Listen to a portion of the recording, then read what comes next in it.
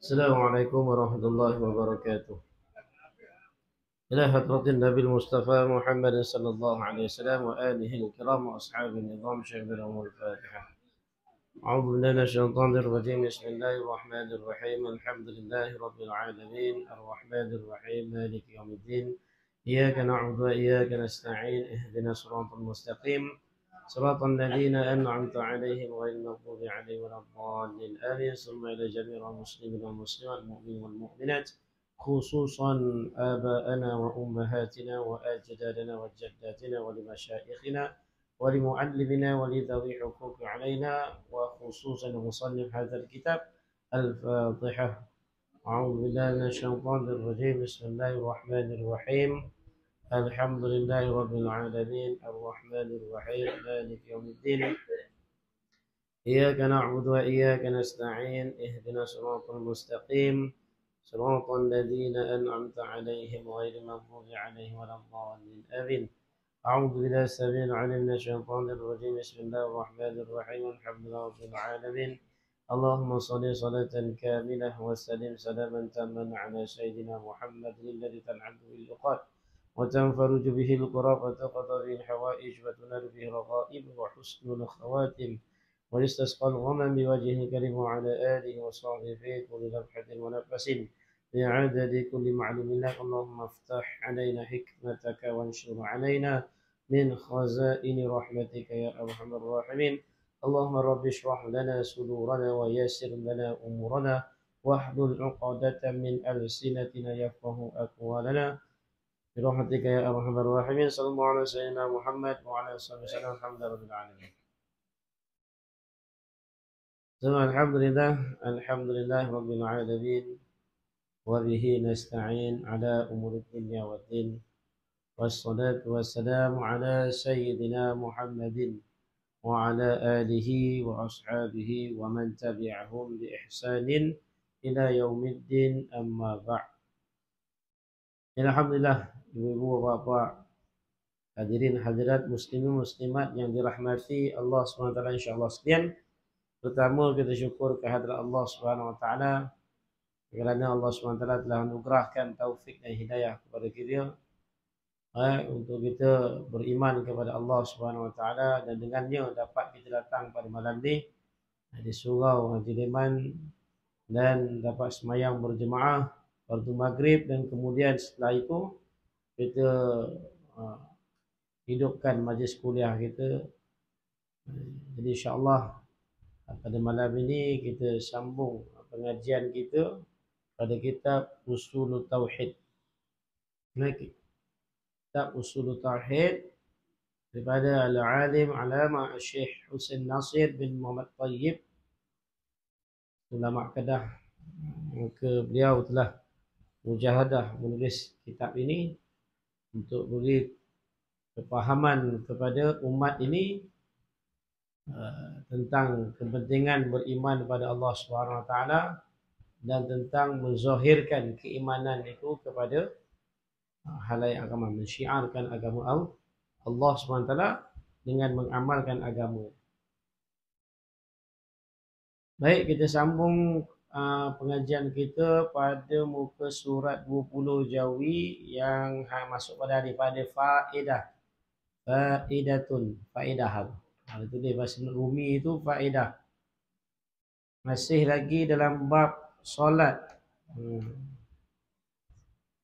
Sini dia masukkan bab solat ni sebab ini semua perkara yang berkaitan dengan iman. Sebab tu nanti kita akan jumpa hadis di bawah juga. Dia kata apa? Al-iman as-salah. Iman itu sembahyang.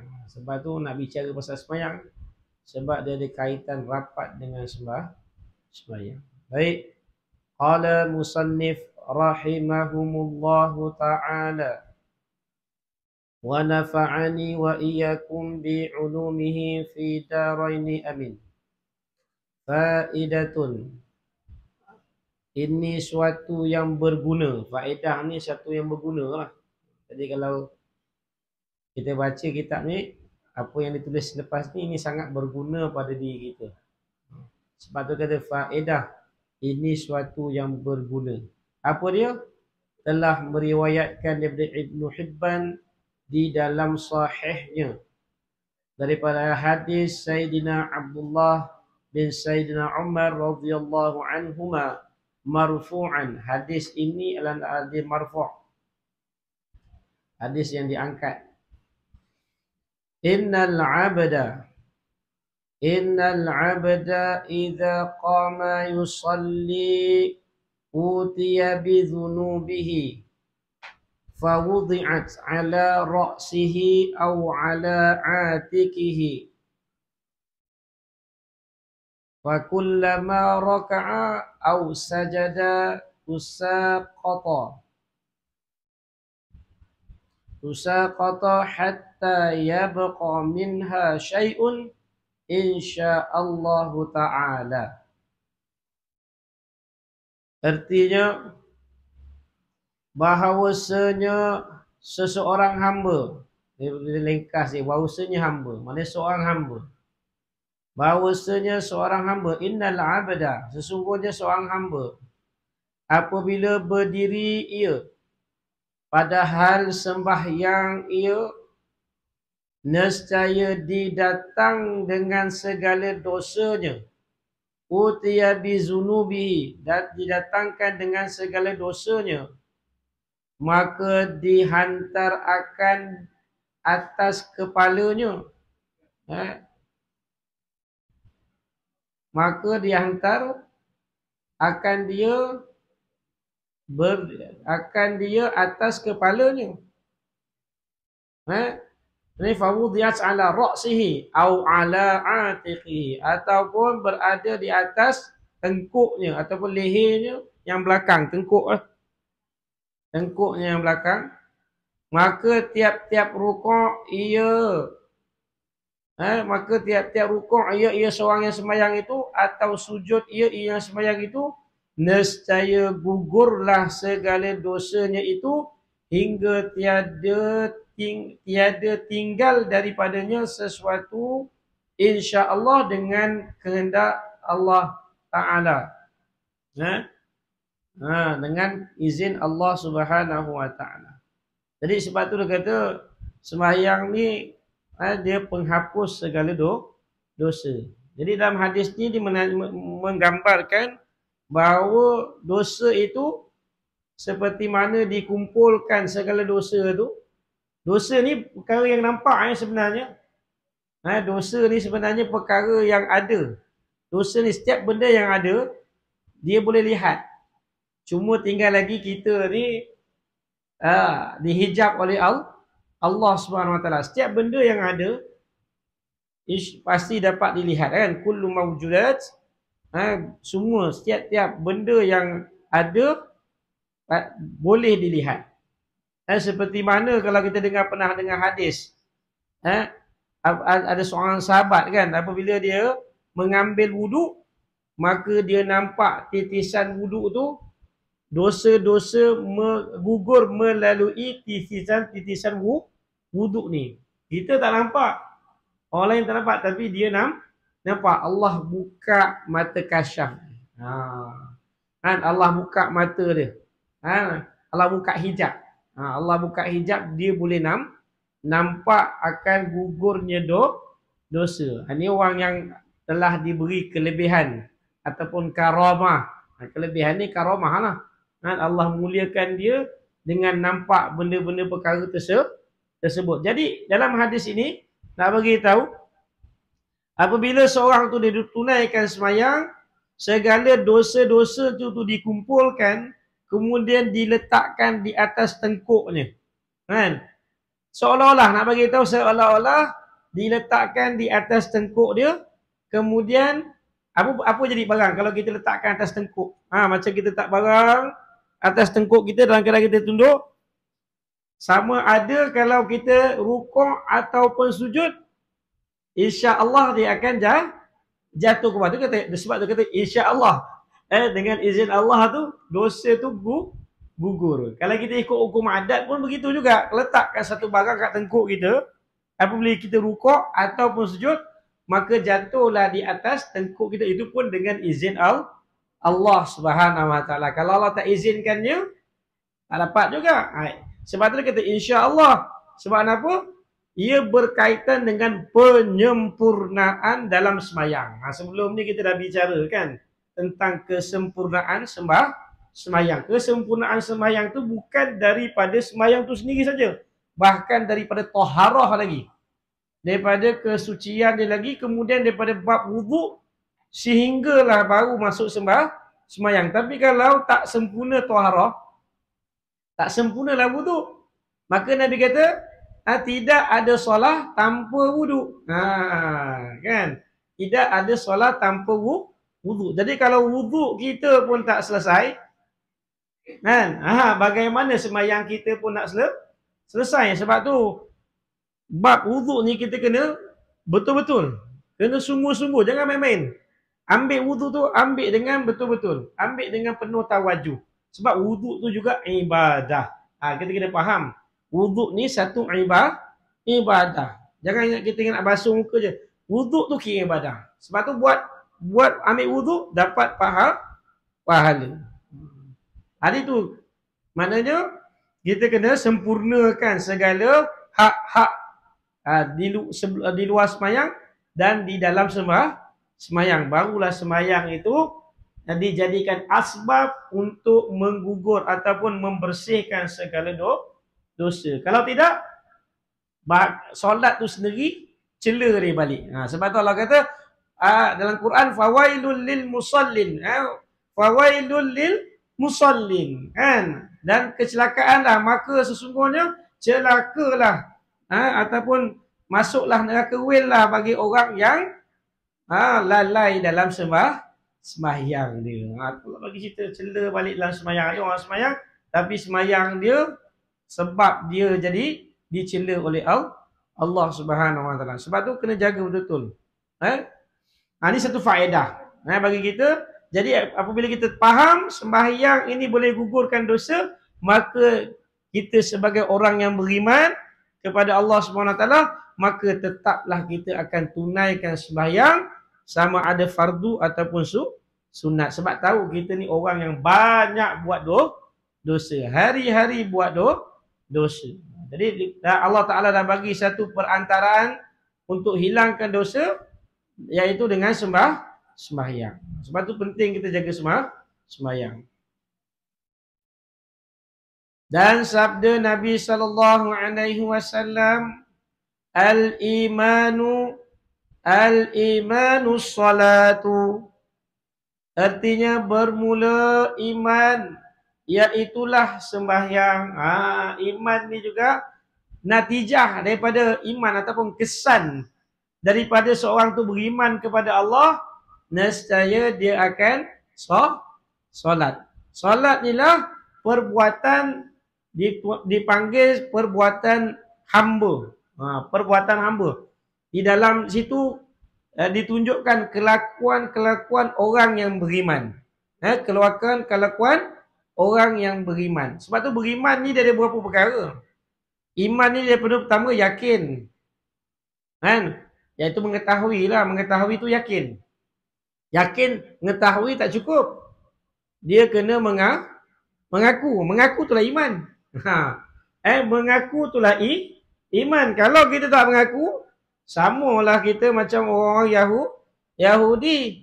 Tahu akan Nabi akhir zaman. Dia tahu tentang Nabi, tapi dia tak nak beriman, tak nak mengaku bahawa dia adalah Nabi. Maka iman dia ditolak. Kemudian makrifah. Ini penting. Tiga perkara ni. Tiga perkara ni sebenarnya kelakuannya ada dalam sembahyang. Kalau kita betul-betul lah.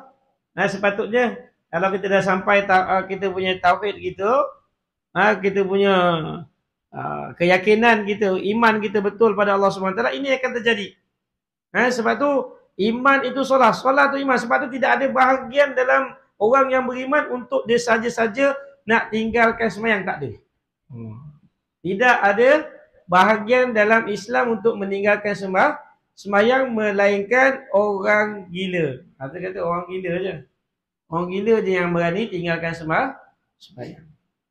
Dan lagi sabdanya, Innama masalah salati kamasalin nahrin adabin umira bibabin ahadikum yaqtahimu fihi kulla yawmin 5 marrat fama tarawna hal yabqa dhalika min daranihi syai'un qalu la qala fa anna as-salawatil 5 tuzhibu dhunuba kama yuzhibul ma'u darana ma'ul darana.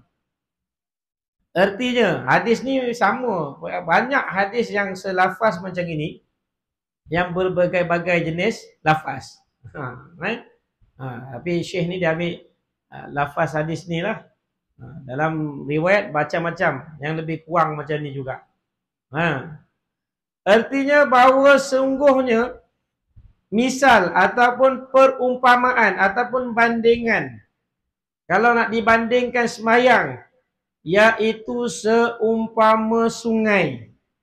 Semayang tu umpama sungai. Sungai yang macam mana? Sungai yang tawar airnya, lagi penuh ia. Sungai tu penuh, tawar maknanya bersih lah, suci lah air tu, nak bagi tahu tu tak ada apa-apa. Tawar ni mana bersih betul-betul, tak ada apa-apa. Memang bersih, nampak suci. Dan air dia pula banyak. Penuh ia. Yang ada ia dengan pintu seorang kamu, yang mandilah ia seorang itu, yang ada rumah dia depan pintu dan sungai, pada tiap-tiap hari 5 kali. Maka apa lagi yang anggota? Maka apa lagi yang engkau lihat?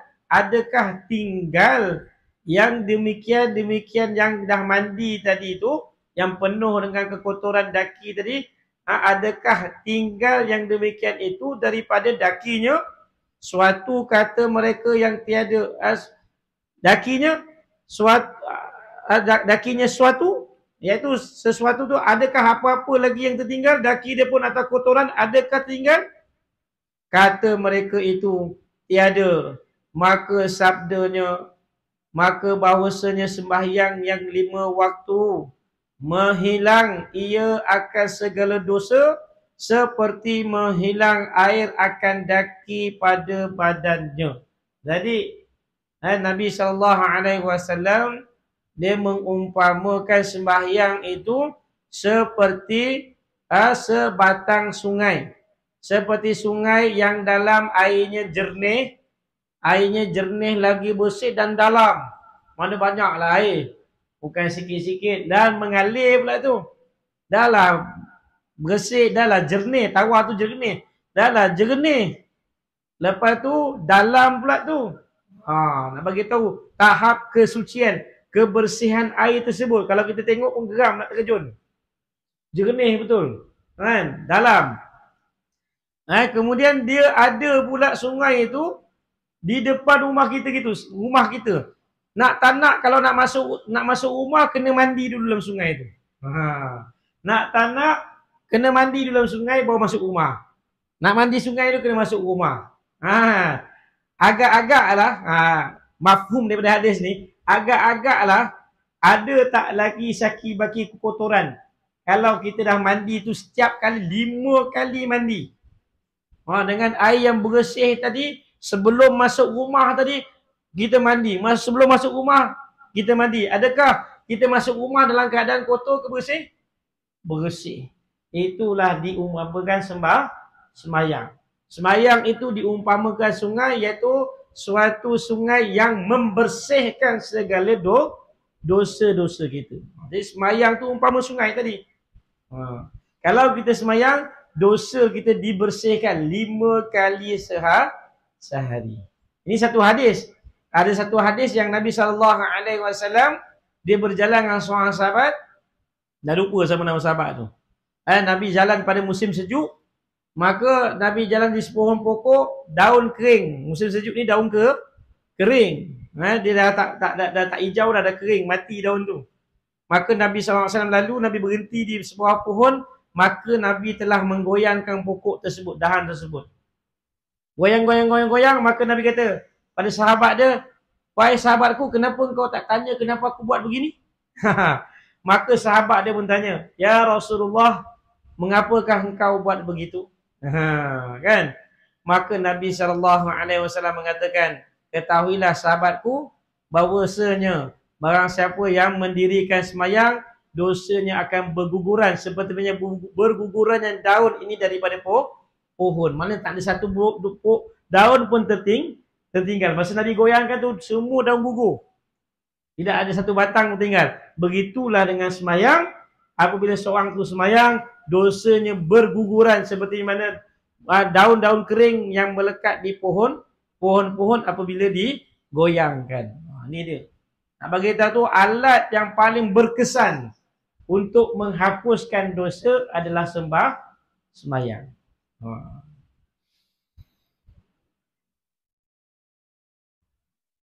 Dan kemudian wa marra Isa alaihi salam ala syati'il bahri fara'a tayran min nurin in ghamasa fit tini summa kharaja faghtasala qa'ada ila husnihi wa hakadha 5 marratin fata'ajjaba min zalika faqala Jibril alaihi salam ya Isa inna at-tayra ja'alahu Allahu masalan liman shalla salawatil khamsa min ummati Muhammadin sallallahu alaihi wasallam fattina kadzunubi wal ughtisalu ka fadli salati.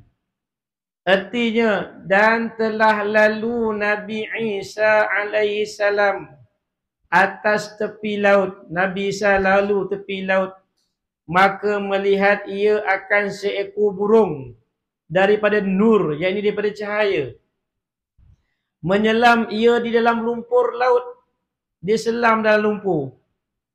Maka melihat ia akan seekor burung daripada nur, menyelam ia di dalam lumpur laut itu, kemudian keluar ia daripadanya, maka mandi ia. Ia tu mandi dekat laut tu, maka kembali ia kepada keelokannya. Dia nak mandi main lumpur tadi, dah selam kan, kemudian dia masuk dalam air, keluar dia menyelam, tengok bersih, tak ada satu lumpur pun yang tinggal daripada burung tersebut. Dan demikianlah diperbuatnya. Demikian apa? Burung tadi dia masuk dalam lumpur, kemudian dia masuk dalam laut tadi. Tu dia kata yang demikianlah dia melakukan perkara tersebut. Diperbuatnya 5 kali dia buat macam itu. Maka tercengang Nabi Isa alaihissalam. Nabi Isa tercengang. Kenapa pula macam tu pula burung tu buat? Dia nampak macam itu, dia pula yang nampak perkara itu. Kenapa dia buat macam itu? Nak tanya. Dia selam kat lumpur, lepas tu dia mandi pula lagi. Jadi dia kata apa? Tercengang Nabi Isa daripada yang demikian itu, maka berkata Jibril alaihissalam baginya, hai Isa, bahawasanya burung iaitu telah menjadi akan dia oleh Allah Subhanahu wa ta'ala akan misal ataupun perbandingan bagi barang siapa yang sembahyang akan segala sembahyang. Yang 5 waktu daripada umat Muhammad sallallahu alaihi wasallam. Maka bermula lumpur, iaitu lumpur tu, perumpamaan je tu, iaitu seperti segala dosa. Lumpur tu seperti mana segala dosa, dan mandi ia itu seperti kelebihan sembahyang. Jadi lumpur tu seperti dosa, mandi dalam lautan tadi tu seperti sembahyang. Nak bagi tahu alat berkesan untuk bersuci adalah air yang bersih. Air itu diumpamakan seperti sembahyang. Sebab kita ada kekotoran ni, kekotoran yang bentuk maknawi yang tak nampak. Siapa nampak dosa? Hari ni angkat tangan. Siapa nampak dosa? Siapa tahu berapa berat dosa sekarang ni? Seorang pun tak nampak. Kan? Saya pun tak nampak dosa berat macam mana. Nak tak nak besok dah tunggu Yaumul Mizan lah. Ataupun Allah buka mata kasyaf boleh nampak dosa. Itu satu kelebihan lah. Satu karamah lah. Apabila Allah Ta'ala buka satu hijab pada kita, itu satu karamah Allah bagi pada kita. Supaya kita tingkatkan keimanan kita pada Allah Subhanahu Wa Ta'ala. Jadi dengan kita dah tahu dan kita tahu, dosa ni tidak ada alat lain untuk bersihkan dia, iaitu melainkan dengan sembahyang. Jadi sembahyang tu diumpamakan seperti air. Kan kalau kita tangan kita kotor, kan? Baju kita kotor, alat utama kita mesti air. Tak ada alat lain. Itu kalau tak ada current, kan cerita kan tak ada current pula kan. Kan? Jadi nak bagi tahu tu maknanya air tu penting. Kalau current ni pun dia kurang sikit kan. Walaupun kita dah biasa, sebab kita dah biasa dengan kesedapan, kipas, aircon, lampu dan sebagainya. Tapi penting lagi air tu. Kalau tak ada air, runsing betul kepala. Tak? Kena air tak ada seminggu, Allah. Macam orang Selangor dulu kena kan. Tak ada air. Kan? Kena pula PKP pula tu. Terkurung dalam tu. Semua jadi, dia pun jadi kambing tak mandi-mandi. Turun hujan tak ada air. Ni kemah ni. Nak bagi tahu, bersih dia. Bersih. Nak alat yang alat utama untuk buat bersuci air. Sebab tu dalam bab taharah, air lah perkara alat yang utama daripada alat-alat yang lain. Selain daripada debu, batu, kertas apa semua, alat yang paling afdal sekali buat bersuci adalah air. Jadi begitu juga dengan sembahyang ni. Sembahyang ni lah satu antara alat yang Allah Ta'ala bagi untuk menghapuskan dosa. Sebab tu banyakkan sembahyang. Sebab tu Nabi SAW mengatakan orang yang hampir pada Allah Subhanahu Wa Ta'ala mestilah ia memperbanyakkan nawafil, iaitu sembahyang-sembahyang sunat. Jadi kita hari ni tengok, timbang balik. Sebab kita ni kurang dosa kan tu yang kurang sikit sebenarnya. Sebab dosa kurang sikit, selalu pergi masjid, bersih kan agak jadi kalau kita rasa kita ni banyak dosa, jadi banyakkan kita sembahyang. Banyak sembahyang. Dengan perantaraan sembahyang tu Allah Ta'ala hapuskan dosa-dosa kita. Dosa kecil, dosa besar itu terpulang pada hak Allah SWT. Walaupun ada yang membahaskannya adalah dosa-dosa kecil, dosa-dosa besar tidak terampun melalui taubat. Dosa-dosa besar tidak diampun melainkan bertaubat kepada Allah Subhanahu Wa Ta'ala. Sebab tu penting. Tapi itu hak Allah juga. Kalau Allah nak ampun dosa kita, siapa boleh buat? Kalau suka, Allah terima sembahyang kita, Allah terima solat kita, Allah nak ampun dosa kita dulu dan kemudian, siapa boleh hadang? Sebab tu kita sangat-sangat mengharapkan Allah, rahmat Allah Ta'ala tu ampunkan segala dosa kita. Sebab tempat seorang hamba dekat pada Allah ketika sujud. Wasjud waqtarib. Kan? Dan apabila sujud, hampirlah seseorang hamba itu kepada Tuhan. Jadi nak hampirkan diri dengan semayang. Jangan malas semayang. Malas semayang susah. Sebab tu orang yang betul-betul dia ahli tasawuf memang banyak ada semayang. Kan angkat takbir, kalau tahap tinggi yang angkat takbir, tahu-tahu bagi salam subuh esok. Itu tahap tinggi je. Panjang betul semayang. Dia tak banyak semayang 2 rakaat, tapi angkat takbir, tahu-tahu bagi salamnya subuh. Dia tak banyak semayangnya, 1, 2, 3 semayang je. Tapi angkat takbir, subuh besok bagi salam. Bagaimana tahap kualiti keseronokan di dalam semayang. Kita pun tahu bagaimana keadaan Nabi semayang 1 rakaat. Satu semayang tu 8 juzuk Quran Nabi baca. Bayangkan. Kalau kita nak rasa, kalau kita tak hafal Quran, boleh beli je stand Quran, beli Quran yang buka tu kan. Kita baca 8 juzuk, tengok macam mana. Kita baca 4 juzuk rakaat pertama, 4 juzuk rakaat kedua, tengok sampai subuh ke tak? Tengok dulu.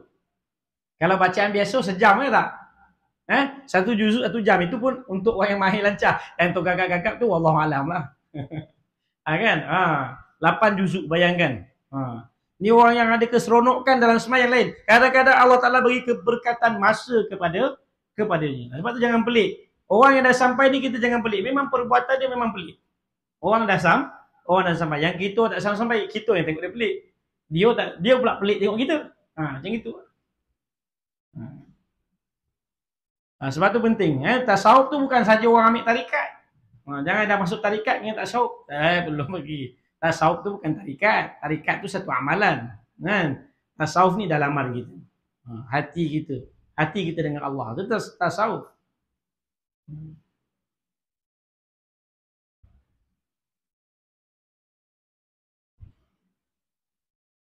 Kemudian ada kata firman Allah Subhanahu wa taala. A'udzu billahi minasyaitonir rajim. Innal hasanati yuzhibnas sayyi'at. Al-ayah.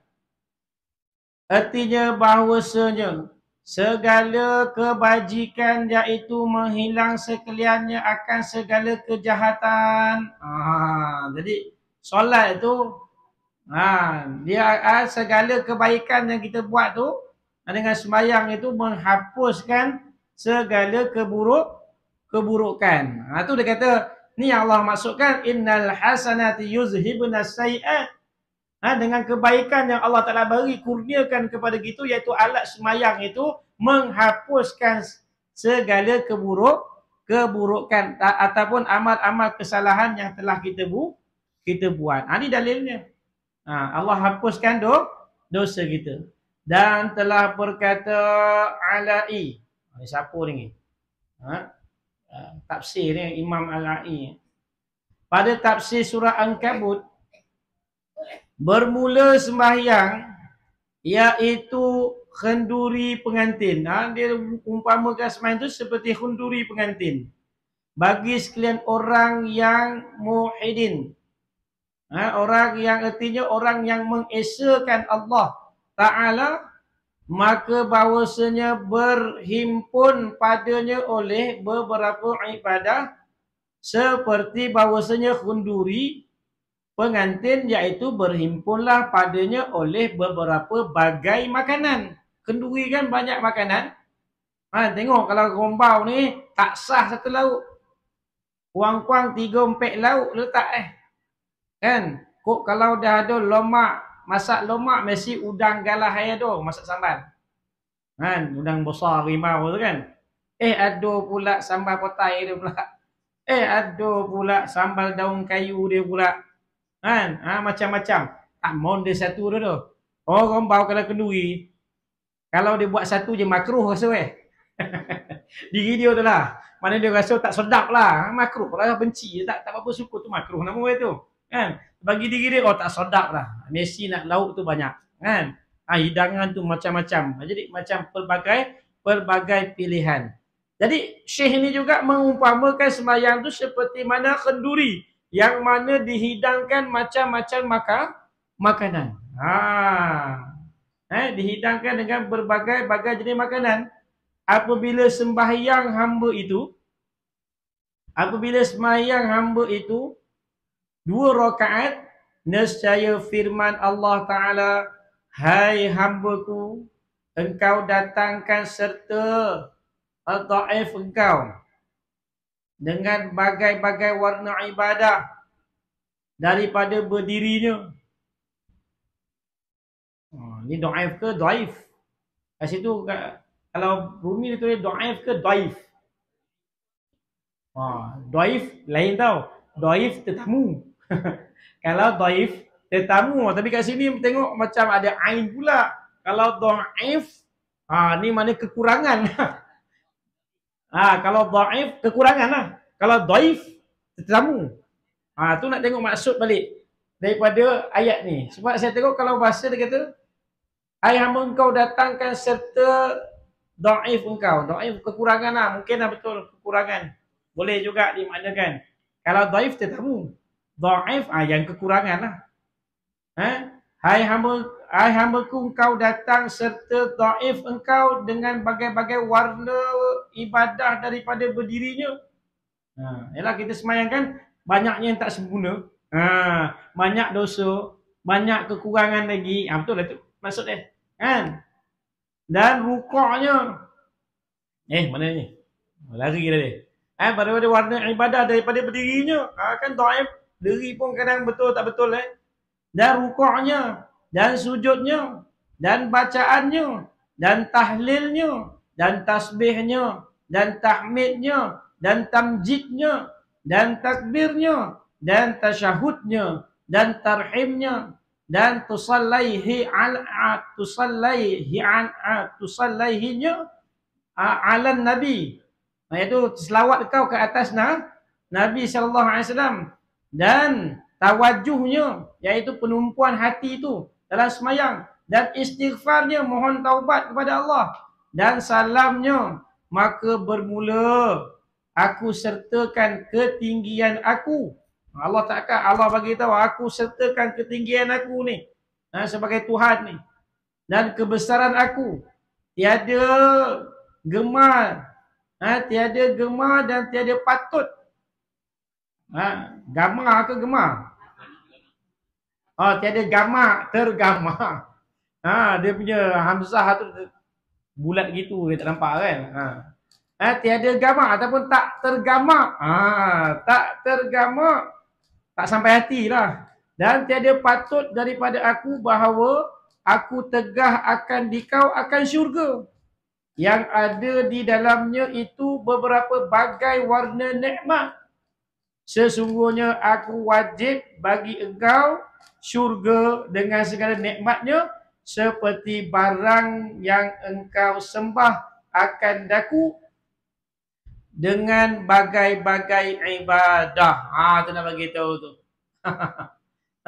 Allah Ta'ala mana nak bagi tahu kita walaupun semayang tak berapa elok sangat, tak adalah sempurna benar, tapi semayang juga kan, dengan diri dengan baca, dengan puji Allah, dengan tahlilnya kat dalam tasyahudnya, dengan kita puji Allah, tamjid, dengan tasbih, dengan memuliakan Allah dalam semayang tu dengan penuh tawajuh hati kita ni kepada Allah Subhanahu Wa Taala, maka Allah Subhanahu Wa Taala bagi tahu kepada kita, tak sampai hati lah aku tengok kau ni. Kesian Allah tengok. Allah Ta'ala kesian tengok hamba dia ketika dia semayang. Sebab tu kena semayang. Dengan semayang ni Allah Ta'ala pandang kita dengan pandang rahmat, pandang kesian kepada kita. Tak sampai hati kalau tak bagi nikmat ni. Tak sampai hati tak bagi makan. Dah datang rumah. Dah. Takkanlah tak bagi air, tak bagi minum. Kan? Datang kurang-kurang dapat minum tak? Minum. Tetamu datang. Dapat makan buah. Tak? Dapat makan nasi. Jadi tak sampai hati. Jadi dah lah. Allah ni maha kaya. Orang yang berada. Mana bagi tu? Orang yang berada. Tak boleh bagi. Alah takkanlah tak seteguk air pun tak bagi. Jadi tak patut lah. Jadi Allah SWT beritahu begitu. Kan? Maknanya Allah Ta'ala siapa yang semayang, Allah Ta'ala bereskan dia. Dengan asbab dia semayang dengan dia semayang tadi, maka Allah SWT akan jadikan asbab untuk dia masuk syurga. Sebab tu as-salat miftahul jannah. Kan satu dalam hadis Nabi kan? As-salatu miftahul jannah. Salat itu kunci, anak kunci syurga. Jadi kita kena semayang. Semayang tu sebagai anak kunci, nak buka kunci itu dengan semayang. Dan sikit lagi. Dan aku mulia akan dikau dengan rezeki aku seperti barang yang engkau kenal akan daku. Makrifah tu. Dengan apa dia? Dengan wahdaniyahku. Dengan tersangatlah satu wahdaniyah ni. Sifat esa Allah Ta'ala tu. Dengan sifat esa tu, kalau wahdaniyah ni bukan satu. Tersangatlah satunya. Sebab apabila perkataan Arab asal daripada wahidan, daripada satu, wahid satu. Apabila dia bertambah huruf, bertambah makna, bukan satu lagi. Kalau wahid satu, wahdaniyah tersangatlah satu yang tak boleh dibagi-bagikan. Tu tersangatlah satu. Jadi dia kata apa? Dengan rezeki aku seperti barang yang engkau kenal akan aku dengan wahdaniyahku, maka bahawasanya aku iaitu Tuhan yang sangat kasih sayang dengan hamba-Ku, terima akan uzur engkau. Kekurangan tu, uzur tu kekurangan engkau, dan aku terima daripada engkau kebajikan engkau dengan rahmat aku, maka bahawasanya aku telah aku dapat akan orang lain daripada engkau yang aku seksa akan dia daripada segala kafir, dan bermula engkau tiada engkau dapat akan Tuhan yang lain daripada aku yang menghimpun ia akan segala kejahatan engkau. Menghimpun pula, mengampun kejap, mata saya ni pun nak kena pakai spek sunat ni. Mengampun, betul. Ingatkan bulat tu. Mengampun. Mengampun. Mengampun ia akan segala kejahatan engkau. Maka Allah nak beritahu sini, Allah Ta'ala jadikan asbab sembahyang tadi, Allah Ta'ala tak jadikan kita ni masuk dalam neraka. Allah pilih, dah ada orang lain dah. Dia kata orang kafir, orang yang engkar itulah yang aku masukkan dalam neraka. Yang kau yang semayang, kau sujud pada aku, yang kau esakan pada aku akan masukkan kau dalam syurga. Mana ada Tuhan lagi macam itu? Nak bagi tahu? Mana ada Tuhan yang macam gitu? Hanyalah Allah Subhanahu Wa Taala. Telah banyak dosa kita buat, dengan macam-macam kita buat, Allah juga yang ampunkan. Dan pada sisi aku, tak habis lagi, sikit lagi sampai tanbih itu baru berhenti. Dan pada sisi aku, beri bagi engkau dengan tiap-tiap satu rakaat yang engkau sembahyang akan dia satu mahligai dalam syurga, dan seorang anak bidadari. Anak dara dah dipanggil. Anak bidadari ni bukan anak bidadari tu ada anak. Jangan faham macam itu pula. Anak dara. Anak bidadari. Dan dengan tiap-tiap satu sujud, satu penglihatan kepada zat aku.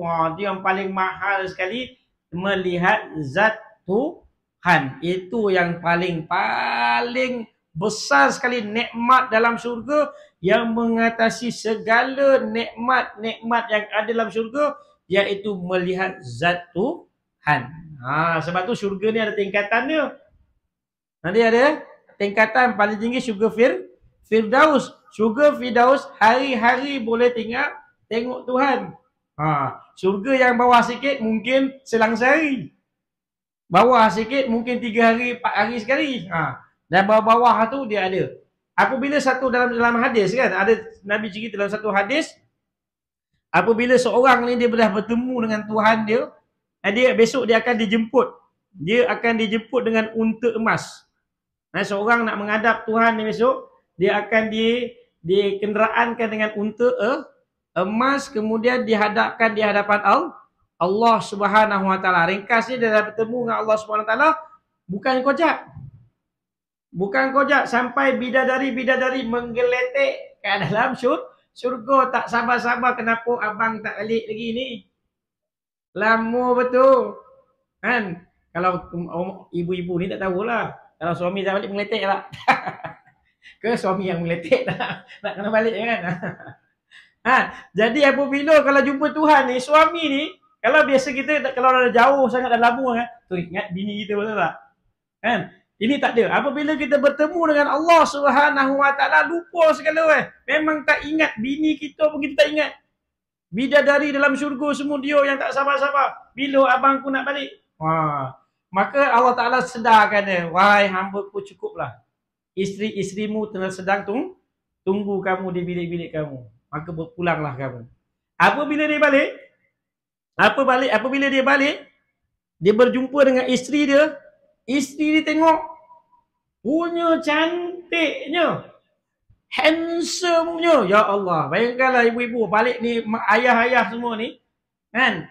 Suami-suami ni semua, wah handsome belaka nampak hari ni. Weh, apa pasal handsome macam ni? Kan?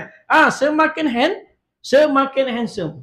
Lagi banyak jumpa Allah, lagi semakin handsome, semakin cantik, semakin cantik. Itu salah satu juga tafsir daripada Isra wal Mi'raj, iaitu ketika Nabi SAW naik ke Mi'raj berjumpa dengan Allah, Nabi Musa tanya beberapa kali, kan? Sebenarnya Nabi Musa tu tanya beberapa kali, setengah ulama mengatakan bukanlah nak tanya sangat. Tapi sebab kenapa? Muka Nabi dah lah handsome. Lepas tu dia bertemu dengan Allah. Kemudian dia turun balik, dia jumpa dengan Nabi, bertambah handsome, bertambah indah, bertambah cantik. Dia suruh lagi jumpa Allah.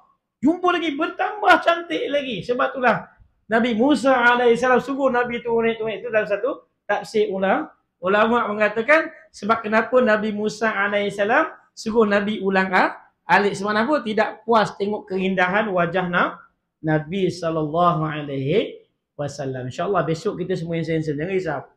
Jangan risau. Tak ada kulit macam saya ni kira hitam dah ni. Tak ada. Kira hitam disqualified. Tak ada masuk syurga. Melainkan setelah diputihkan besok. Muka pun sama. Semua handsome. Tak ada orang dalam syurga tak handsome. Semua handsome. Muka yang tak handsome, dia kena roblox lah. Tak boleh masuk. Kan?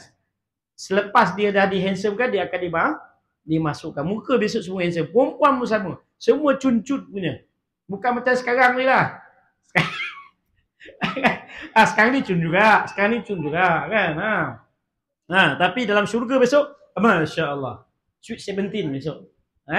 Sentiasa muda saja. Kuat lah. Orang muda kan kuat. Jadi kalau kita nak betul-betul bertambah, kita nak bertemu dengan Allah, banyakkan sujud. Sebab tu Nabi seorang sahabat tanya pada Nabi, ya Rasulullah, Nabi offer dia mula, wahai sahabatku, kau nak apa? Saya dah lupa nama sahabat tu.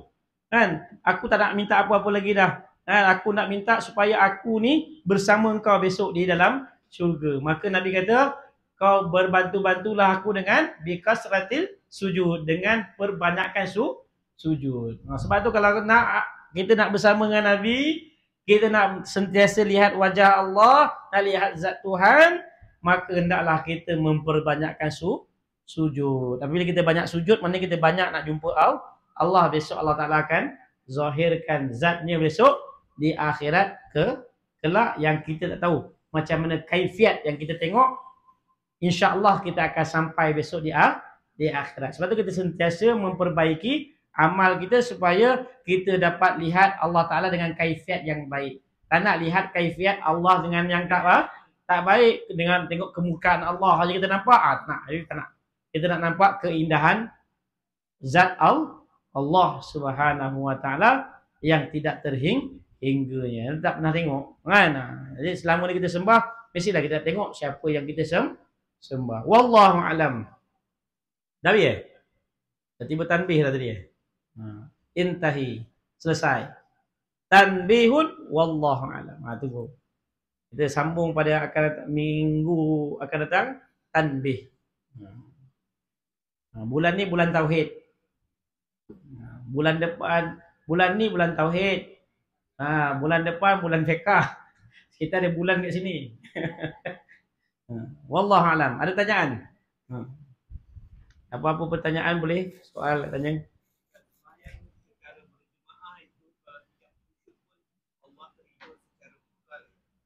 Ya. Sembahyang berjemaah ni, kalau kita sembahyang tak khusyuk, kan? Allah Ta'ala kira burung-burung macam mana? Misal kata seorang tu, imam khusyuk, semua khusyuk. Kalau misal kata khusyuk imam tak khusyuk, imam khusyuk time tinggi je. Time rukuk, Haji Ghazali pula khusyuk. Kan? Time sujud, cikgu pula tu. Time i'tidal, yang perempuan tak khusyuk. Time sujud, macam gitu. Dikira salah satu, dia khusyuk dalam situ. Allah himpunkan sekali, semua khusyuk. Kalaulah tak khusyuk sekalipun, semua sekali tak khusyuk. Imam pun tak khusyuk, imam pun ingat nak makan. yang makmum pun ingat nak minum, kan? Semua tak khusyuk lah, kan? Tetap juga dia dapat kelebihan 27 pahala pahala itu lebih baik daripada sembahyang yang sendiri yang tak tahu kualitinya. Kalau kualiti dia baik, terimalah. Kalau tak kualiti tak baik, dicampak balik ke muka. Itu keberkatan sembahyang berjemaah. Tapi pada khusyuk tak dapat lah. Sebab khusyuk tu ada pahala dia. Sebab tu dalam sembahyang jemaah ni, dia punya salah satu kelebihan pahala tu 27 pahala paling tinggi lah. Dia punya pahala 27. Lagi satu, dalam setiap sebutan kita, setiap huruf-huruf yang kita sebut itu lain pula.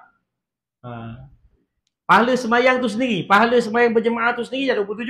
Tapi kelakuan kita dalam sembahyang tu Allah Ta'ala gandakan lagi lain. Tu nak kena faham tu. Kekhusyukan kita, tawajuh kita, bacaan kita. Kan baca Quran, satu huruf, kalau dalam keadaan wuduk, satu huruf paling kurang 10. Baca bismillah aja dah berapa huruf dah. Lagi-lagi dalam semayang dilipat kalikan, gandakan lagi. Itu dalam semayang. Nak bagi tahu, semayanglah memang alat yang terbaik untuk menghapuskan dosa. Sebab apa? Di dalamnya banyaknya kebajikan-kebajikan, dan disitulah tempat rahmat Allah. Allah Ta'ala pandang hamba dengan pandangan rahmat. Tapi mestilah kita usaha sedaya mungkin untuk kita tunaikan hak-hak dalam sembahyang itu. Boleh insya-Allah. Ada lagi? Aduh. Ya. Dalam tafsir hadis ya. Dengan memperbanyakkan sujud itu adalah memperbanyakkan sembahyang. Betul? Sembahyang sunat lah. Sembahyang fardu ni sebenarnya yang dikatakan memperbanyakkan sembahyang tadi itu sembahyang sunat. Sembahyang fardu ni dah tak masuk dah. Sembahyang fardu ni orang Islam mesti sembahyang. Jangan gila dia lagi.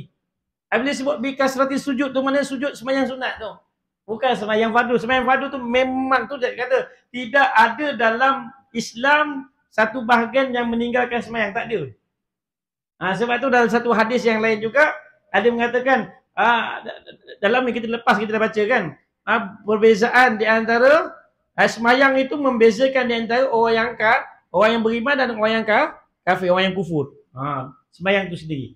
Siapa yang sembahyang dia beriman, siapa yang tinggal sembahyang dia kufur. Tu macam-macam taksiran lah.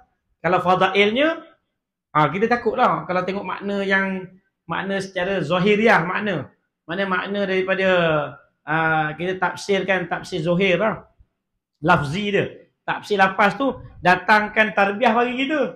Takutlah. Kan makna yang jelas tu takutlah. Kalau makna tafsir tu yang dimasukkan kufur tu adalah kufur nikmat. Setengah ulama kata. Ada yang kata kufur tu pula kufur bagi orang yang mengingkari perintah sembahyang. Itu satu keadaan. Jadi untuk kita supaya kita targhib war tarhib ataupun tahzir. Iaitu amaran untuk diri kita, untuk celaan diri kita, kita pegang dengan benda tu. Supaya kita dapat menjaganya, supaya kita takut kepada Allah Subhanahu Wa Taala, supaya kita semakin dekat kepada Allah. Itu dia. Mana kita latihlah diri kita untuk banyakkan sembahyang sunat. Rawatib ni pun sebenarnya tak termasuk dalam banyak sunat. Tak termasuk pun dalam banyak sunat tadi. Mana selain daripada sunat rawatib ni. Rawatib ni pun Nabi buat. Nabi dah rasa macam sebab tu orang soleh, tanda-tanda orang soleh, dia menjaga rawatibnya 10 rakaat tu. 10 rakaat tu. 2 rakaat sebelum subuh. Ada yang 10, ada 12. Kalau 2 rakaat sebelum subuh, 2 rakaat sebelum zuhur, 2 rakaat selepas asar, selepas zuhur, 2 rakaat selepas maghrib, 2 rakaat sebelum isyak. Tu dia. Kan? Mana 2 subuh, 4, 6, 8, 10. Tu dia. Dalam hadis yang 10 tu. Ada 12 tu ada khilaf sikit. Tapi yang 10 tu. Itu yang muakkadah. Nak bagi tahu. Dia ada yang rawatib, yang ghairul muakkad. Ghairul muakkad tu, yang tu lah dia.